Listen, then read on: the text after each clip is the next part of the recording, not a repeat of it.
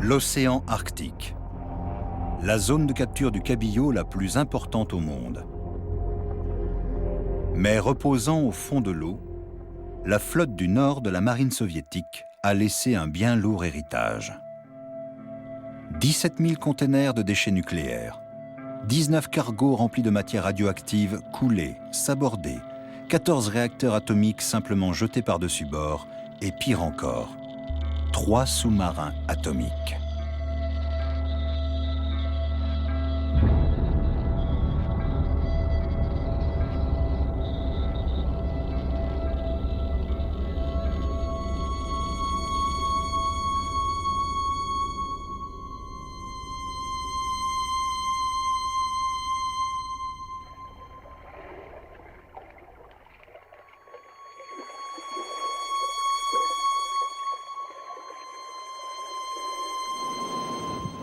Octobre 1993. Le cargo russe TNT-27 est remorqué à travers la mer du Japon. On vient d'y charger des déchets nucléaires. Projette-t-on de le faire couler? Greenpeace suit l'opération à courte distance. On met un canot à la mer. 4 militants tentent de s'approcher au plus près du cargo de déchets. Ils veulent mesurer la radioactivité au niveau du navire et de sa cargaison. Le compteur Geiger se met à crépiter. Greenpeace veut montrer au monde ce qu'on déverse ici. Mais leur canot est tenu à distance par des canons à eau. L'équipage russe travaille sans équipement de protection. Le canot tente sa chance de l'autre côté.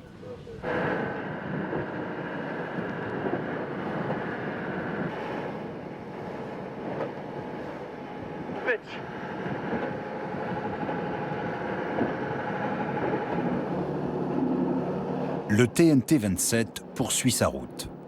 Il fera sa besogne à l'abri des regards. On ne parvient que très rarement à prendre les Russes en flagrant délit de déversage, comme sur cette photo prise par un avion de reconnaissance norvégien au-dessus de l'océan Arctique. On y voit le cargo Amour déverser des liquides radioactifs à la mer. Au total, on estime à 200 millions de litres d'eau radioactive répandue dans l'océan Arctique par les navires russes. Mourmansk, base navale de la flotte du Nord. On recueille ici les épaves de sous-marins et de brise-glaces nucléaires.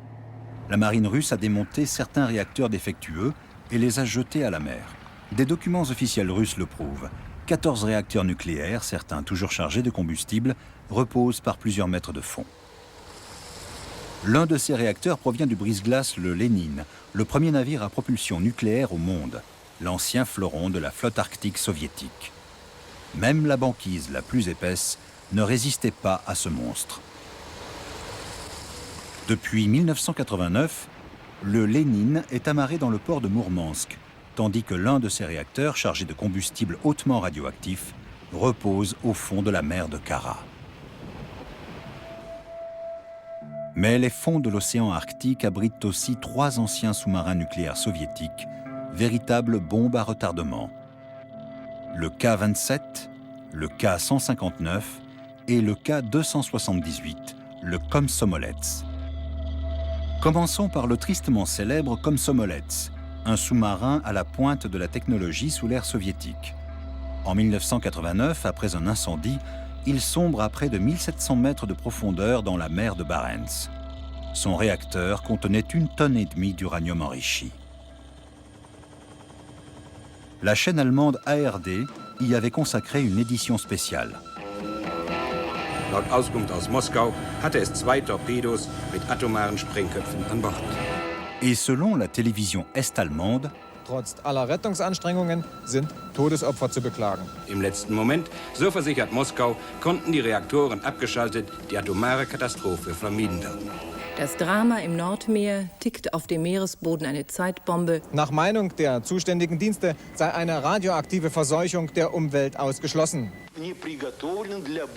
Und auch von den Torpedos mit Sprengköpfen gehe keinerlei Gefahr aus. Da seien sich die Experten sicher.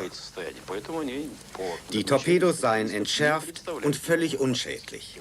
Und alle Berichte, so sagt er, weisen darauf hin, dass die Lage unverändert normal ist. Und im Übrigen wolle die Sowjetunion das gesunkene U-Boot heben.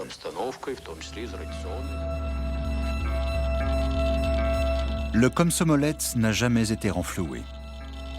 Une mission de recherche russe a effectué des mesures. Tous les ans, la coque libère près de 3,7 milliards de becquerels de césium radioactif dans la mer. Dans l'Union européenne, le seuil maximum pour 1 litre d'eau potable est de 10 becquerels. Mais à l'époque, en Europe comme en URSS, les discours se voulaient avant tout rassurants. Il n'y a aucun risque de contamination de la zone à grande échelle, ni même d'une pollution susceptible de gagner les zones de pêche. C'est totalement à exclure. Les tubes de lancement des torpilles du Komsomolets ont été endommagés. L'eau de mer vient ronger les charges nucléaires. Les autorités soviétiques craignent que le plutonium des têtes explosives ne s'échappe et ne contamine les zones de pêche. En même temps, il faut rassurer l'opinion publique et surtout ne pas mettre en doute la sûreté nucléaire. Les médias ont surévalué le danger ici, parce qu'évidemment, les mauvaises nouvelles font toujours recette. En plus de cela, il y a de gros intérêts en jeu, notamment pour certaines sociétés de renflouage occidentales qui exploitent l'événement en vue de gagner beaucoup d'argent. On abandonnera l'idée de renflouer le Komsomolets.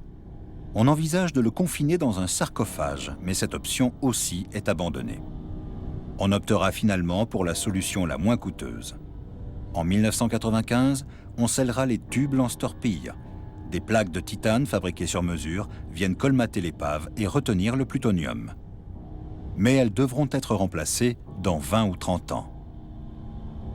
Colmater et étanchéifier.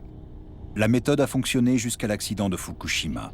Depuis lors, la sécurité nucléaire est remise en question dans de nombreux parlements, et notamment au Bundestag à Berlin. Le gouvernement fédéral ne dispose d'aucun rapport d'alerte contre le danger. Les autorités compétentes russes nous affirment au téléphone que les fonds marins ne recèlent absolument aucun risque de catastrophe nucléaire. Le danger n'est que potentiel. Mais comment l'évaluer? Il y a quelqu'un qui connaît les réponses à toutes ces questions. Il s'agit d'Alexandre Nikitine, emprisonné pour les avoir rendus publics.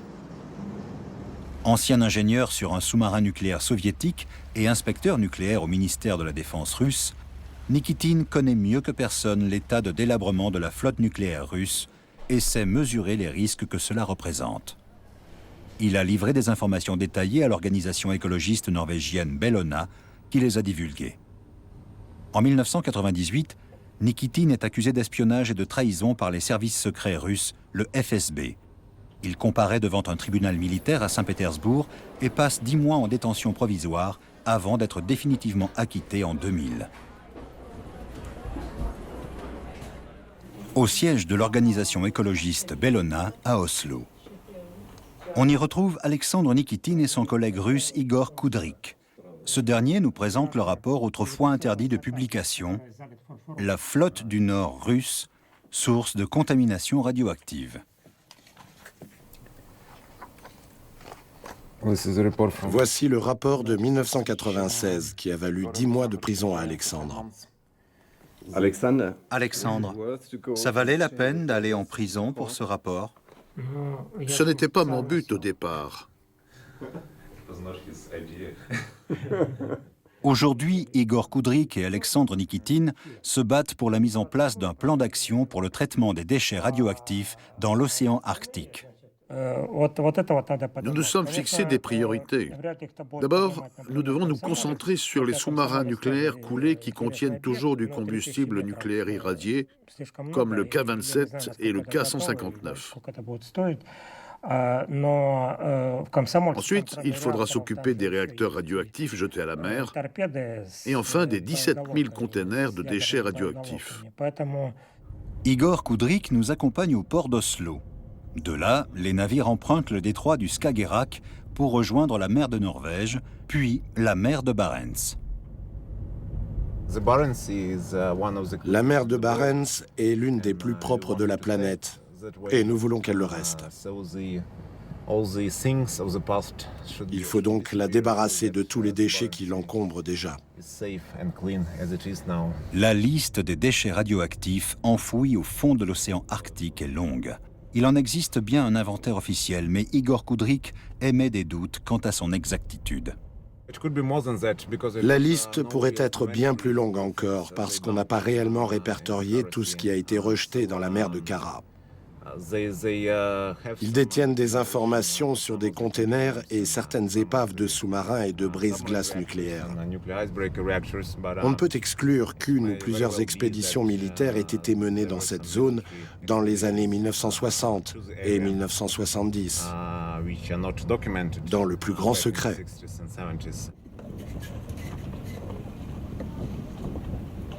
Scène de pêche dans le port d'Oslo.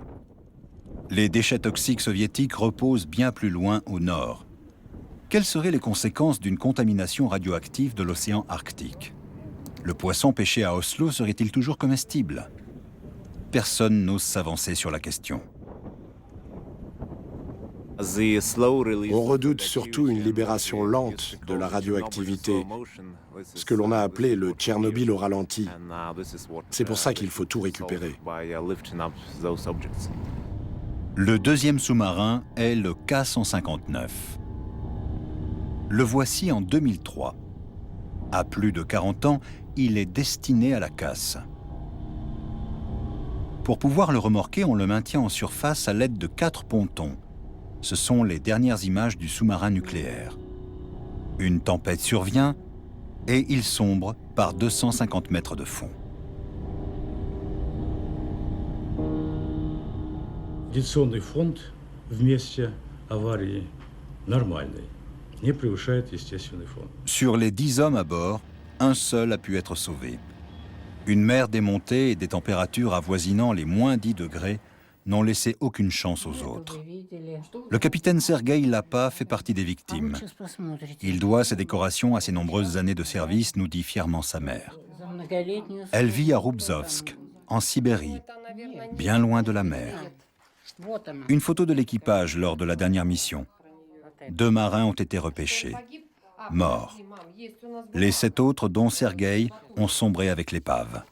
Elle nous montre le certificat de décès qu'il aura fallu attendre pendant de longs mois. La sœur de Sergueï n'arrive toujours pas à y croire.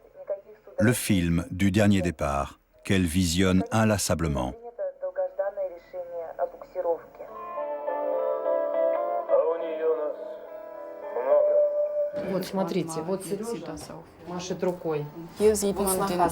On aperçoit Sergueï ici, il fait signe à son épouse. Elle est juste là.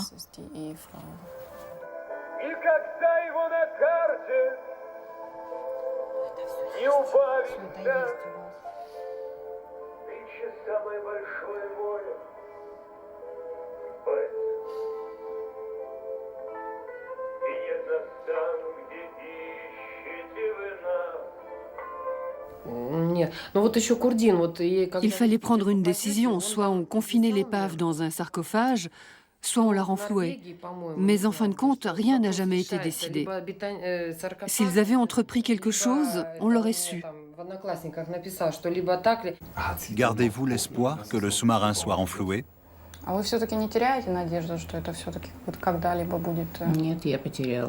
J'ai abandonné tout espoir de pouvoir enterrer mon fils. Les premières années, j'y croyais vraiment et j'allais prier très souvent.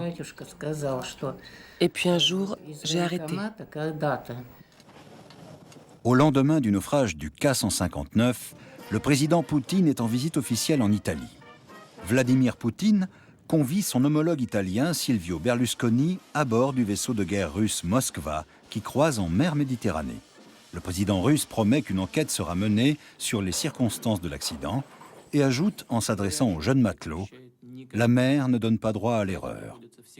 En revanche, il n'évoque aucun danger radioactif. Un informateur militaire nous fixe rendez-vous sur la place Rouge à Moscou. Par peur de perdre son emploi, il souhaite rester anonyme. Il nous fournit une vidéo exceptionnelle du K-159.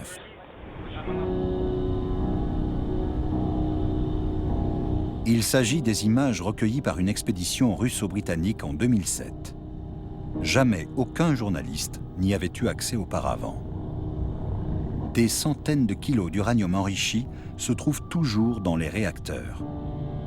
Les mesures montrent que de la radioactivité émane de la coque. Il y a plus de matériel radioactif dans ce sous-marin que dans le puits de déchets nucléaires allemand de Hasse. C'est une véritable bombe à retardement.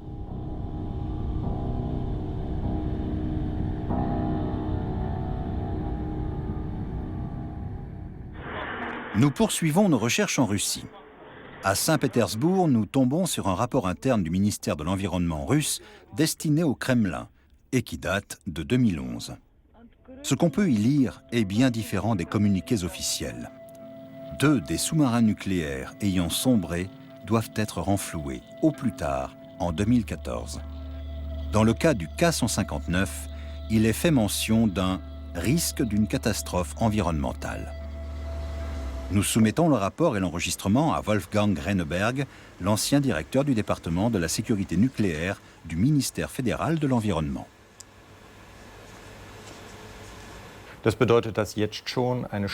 Ces documents montrent qu'une catastrophe se prépare insidieusement.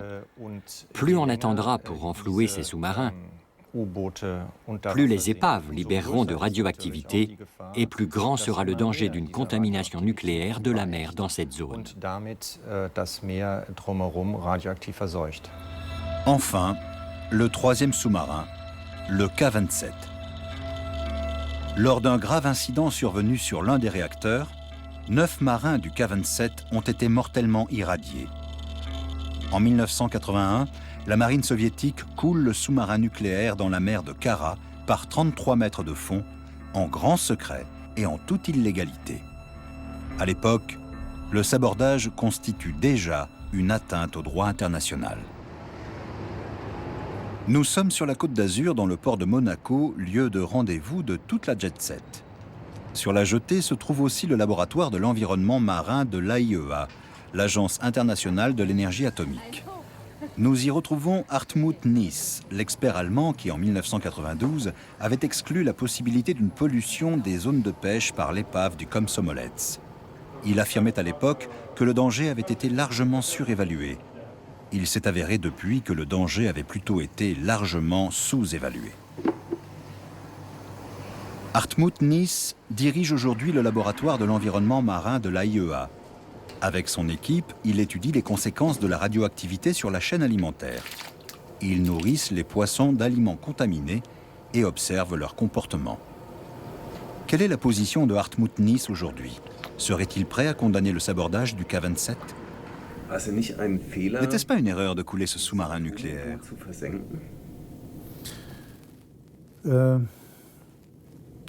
Il faut replacer tout ça dans son contexte. Il y avait eu un très grave accident à bord. Les personnes responsables n'ont pas tout de suite su comment réagir. Et comme il est apparu que les risques étaient très limités pour les populations avoisinantes, on a décidé de le couler.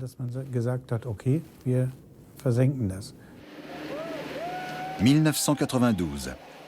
Des militants de Greenpeace tentent de s'approcher de l'épave du K-27 pour vérifier la radioactivité éventuelle de la mer à cet endroit. Ils n'y parviennent pas. Une canonnière soviétique intercepte le solo. 3 tirs de semonce retentissent. Greenpeace fait stopper les machines. Des marins de l'armée rouge montent à bord du solo. Des officiers investissent la passerelle de commandement par la force des armes. Les militants scientifiques et journalistes à bord sont temporairement placés en état d'arrestation. Épilogue de cette expédition, le Solo est remorqué par un navire de guerre soviétique jusqu'au port de Mourmansk. Il faudra encore patienter plus de 20 ans pour obtenir des images de l'épave du K-27. La coque paraît étanche, mais l'enregistrement montre aussi que certaines écoutilles ont été arrachées. L'eau a-t-elle déjà pénétré dans le réacteur? Les fonctionnaires du ministère russe de l'Environnement sont contraints de reconnaître la haute probabilité d'une réaction nucléaire incontrôlable. Ce qui signifie que le K-27 présente un danger de réaction nucléaire en chaîne. La pression élevée peut faire céder la coque, qui libérerait alors de la radioactivité.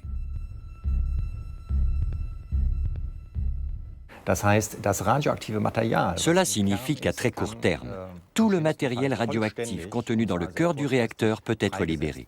Ce serait une véritable catastrophe. Ce serait évidemment le pire des scénarios. Quelles en seraient les conséquences? J'ai préféré ne pas encore envisager cette éventualité.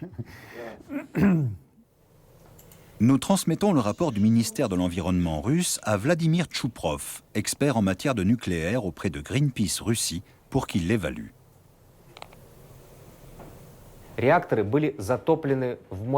rapport du ministère de l'Environnement est une véritable surprise. Nous n'en avions jamais eu connaissance et son contenu est choquant. C'est la première fois qu'on y admet la nécessité d'un renflouage.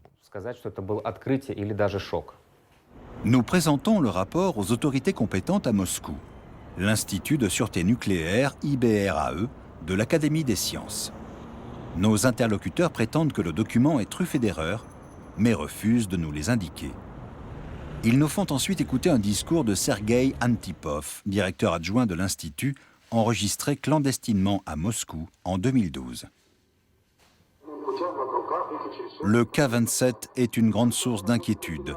Il suffirait que 5 litres d'eau pénètrent la zone active du sous-marin pour déclencher une réaction en chaîne capable d'endommager le réacteur. Antipov insiste sur la nécessité d'un renflouage immédiat.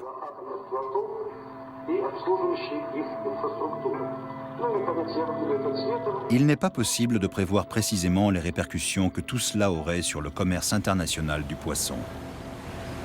L'industrie de la pêche allemande est totalement désemparée. Nous exigeons davantage de surveillance et de contrôle, même en pleine mer, pour être sûr que nos poissons ne présentent aucun danger. C'est très bien de contrôler, mais c'est encore mieux de renflouer, selon le rapport du ministère de l'Environnement russe, qui ajoute que 2 des 3 sous-marins nucléaires naufragés devront être remontés d'ici 2014. Pourtant, tous les experts ne partagent pas cet avis. Il ne suffit pas d'aller récupérer tout cela au fond de l'eau. Il faut aussi savoir que faire de tout ce matériel radioactif. C'est pour cette raison que je suis favorable au statu quo. Je ne dis pas qu'il faut continuer à polluer les mers. Ce n'est évidemment pas la solution. Mais dans la situation actuelle, il est préférable de ne rien remonter. On maîtrise pourtant bien les techniques de renflouage. Celui du sous-marin nucléaire russe Kursk, qui a coulé dans la mer de Barents en 2000, en atteste. La nouvelle du naufrage n'est annoncée que 2 jours après les faits. Les secouristes plongeurs norvégiens ne sont autorisés à s'approcher de l'épave que bien trop tard. Ils ne peuvent que constater le décès des 118 marins à bord. Un nouveau sous-marin gît au fond de l'eau, mais cette fois c'est différent. La Russie fait renflouer l'épave échouée à plus de 100 mètres de profondeur. Des plongeurs y fixent des amarres d'acier. Au prix d'une technologie lourde et coûteuse, on remonte les 18 000 tonnes à la surface. C'est une première. La preuve est là. L'opération est délicate et risquée, mais réalisable. Le Kursk est arrimé sous une barge géante, le Giant 4. Avant de sombrer, il était le fleuron de la marine russe. Il n'est plus qu'un cimetière flottant. La tour de commande finira à la casse. On ne mesure aucune radioactivité anormale sur le pont du Kursk. L'enquête conclut à une défaillance survenue lors d'un exercice de torpillage. Si l'une des 2 explosions avait eu lieu à proximité immédiate des réacteurs, elle aurait provoqué une catastrophe nucléaire. Les cœurs des 2 réacteurs sont démontés pour être retraités à terre en toute sécurité. Il existe aussi des projets de renflouage du K-27 et du K-159. Nous sommes chez Vladimir Dorofeyev, directeur général de la société militaire russe Malachit. L'entreprise d'État avait soumis son projet au Kremlin dès 2004 et elle attend toujours son feu vert. L'opération coûterait 62 millions d'euros pour un seul sous-marin. Si Moscou donne son accord immédiatement, les travaux préparatoires pourraient commencer en milieu d'année prochaine.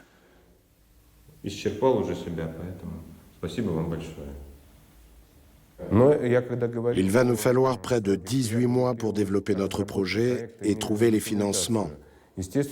Et 18 mois de plus pour la fabrication de l'outil technique. Le dispositif de renflouage ne serait pas opérationnel avant la fin 2015. L'Union européenne a le regard fixé sur l'océan Arctique. En juillet 2012, elle informe les eurodéputés. Les dangers présumés que représentent les épaves de sous-marins atomiques et les déchets radioactifs sont connus de la Commission, qui les classifie comme inquiétants.